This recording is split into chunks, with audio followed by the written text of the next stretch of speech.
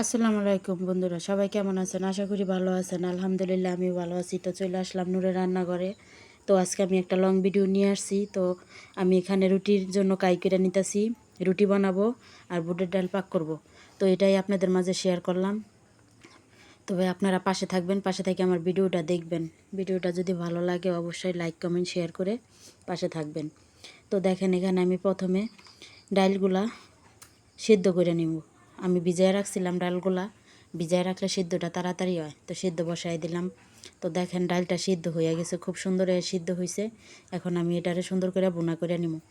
তো দেখেন এখানে আমি তেল ডাইলা নিছি আর পেঁয়াজটা এখানে দিয়ে দিলাম। পেঁয়াজটা একটু লাল লাল হয়ে গেলে যেভাবে আমরা মাংস রান্না করি সেভাবেই সব কিছু দিয়ে আমি এটারে রান্না করব। আর এইভাবে রান্না করলে খেতে অনেক ভালো লাগে। আপনারা বাসায় ট্রাই করে দেখবেন। আমি যে রসুনটা ভাজা নিলাম, এখন আমি রসুন আর আদা বাটাটা দিয়ে দিব। তো দেখেন আদা বাটাটাও দিয়ে সুন্দর করে আমি লড়াই চাড়া নিতেছি। এই যে আদা বাটাটা দিয়ে দিলাম।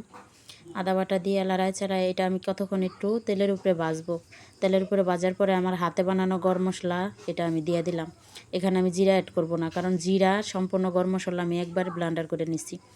তো এখানে হালকা পরিমাণের আমি একটু হলুদ দেব। হলুদটা দেওয়ার পরে এই যে দেখেন আর হালকা একটু শুকনা মরিচের গুঁড়ো দেব, বেশি দেব না, পরিমাণ মতো দেব। কারণ বেশি দিলে ডালটা জাল হয়ে যাব, আর জাল হলে আর ডালটা ভালো লাগবে না। তো দেখেন এই যে আমি সুন্দর করে মশলাটা কষায় নিতেছি। এভাবে অনেকক্ষণ কষানোর পরে মশলাটা, তারপর আমি ডালটা দিয়ে দেব। তো দেখেন মশলাটা খুব সুন্দর করে কষানো হয়ে গেছে। এই যে হালকা পরিমাণে একটু পানি দিয়ে দিতেছি, পানি দিয়ে আমি আবারও একটু কষাবো সুন্দর করে।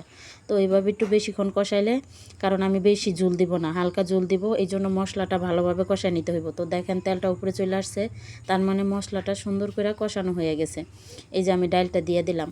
ডালটা দিয়ে আমি সুন্দর করে লড়াইয়া চাড়াইয়া হালকা পরিমাণের একটু পানি দেব, খুব বেশি পানি দেব না। তো দেখেন আমি সুন্দর করে এটার এই যে আগেই তো সিদ্ধ করে নিয়েছি, কারণ বেশিক্ষণ সিদ্ধও করতে হবে না। তো দেখেন আমি একটু পানি দিয়ে দিলাম। এই পানিটা আমি সুন্দর করে এখানে এরপর আমি ডাইকে দেব। পানিটা দেওয়ার পরে ডাইকে দেব সুন্দর করে। তো এখানে আমি যেহেতু মরিচের সংখ্যাটা কম দিছি, এখানে কিছু কাঁচামরিচ লাল হয়ে গেছে, এটা আমি সাইডা দিলাম, খাইতে অনেক ভালো লাগবো। তো দেখেন এই এখন আমি ডাইকে দেবো, ডাইকে দিয়ে একটু পরিমাণ জাল করেই আমি এটা উঠাই ফেলাবো। তো বেশিক্ষণ জাল দেবো না। তো এইভাবে আপনারা বাসায় রুটি দিয়া এই ডালটা খাইয়া দেখবেন, অনেক ভালো লাগে। আমি তো মাঝে মধ্যেই খাই, ভালো যখনই ইচ্ছা করে তখনই আমি খাই। রুটি আর ডাল আমার এটা অনেক পছন্দের একটা খাবার। তো দেখেন এই যে ডালটা আমার খুব সুন্দর হইয়া আসছে। বেশিক্ষণ লাগে না এটা, কিন্তু সিদ্ধর পরে আর বেশিক্ষণ লাগে না। তো দেখেন এখন আমি রুটি ভাজা নিব। এই যে রুটি ভাজার জন্য তাওয়া বসায় দিছি। তো দেখেন রুটিটাও আমার সুন্দর করে ভাজা হয়ে গেছে। এইভাবে এক এক করে আমি সবগুলা রুটি, ডাল যখন সিদ্ধ হয়েছে তখন আমি রুটিগুলা বেলে নিছি। তো ভিডিওটা আপনাদের কাছে কেমন লাগলো অবশ্যই জানাবেন। তো আজকে এই পর্যন্তই। আল্লাহ হাফেজ।